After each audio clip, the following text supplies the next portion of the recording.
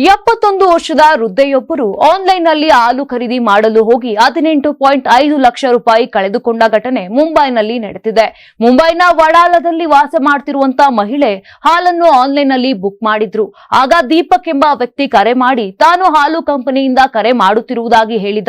ಆತ ಒಂದು ಲಿಂಕ್ ಕಳುಹಿಸಿ ಅದರಲ್ಲಿ ವೈಯಕ್ತಿಕ ವಿವರಗಳನ್ನು ತುಂಬಲು ಹೇಳಿದ. ಆ ಮಹಿಳೆ ಸುಮಾರು 1 ಗಂಟೆಗಳ ಕಾಲ ಆತನೊಂದಿಗೆ ಮಾತನಾಡುತ್ತಾ ಆತ ಹೇಳಿದಂತೆಲ್ಲ ಮಾಡಿದ್ಲು. ಕೊನೆಗೆ ಆಕೆಯ 3 ಬ್ಯಾಂಕ್ ಖಾತೆಯಿಂದ 18.5 ಲಕ್ಷ ರೂಪಾಯಿ ಕಡಿತಗೊಂಡಿರುವುದು ತಿಳಿದು ಬಂದಿದೆ. 84ರಿಂದ 50 ಕೆಜಿ ಬಂದೆ. ಆಮೇಲೂ ಸಣ್ಣಗೆ ಫಿಟ್ ಆಗಿದ್ದೀನಿ.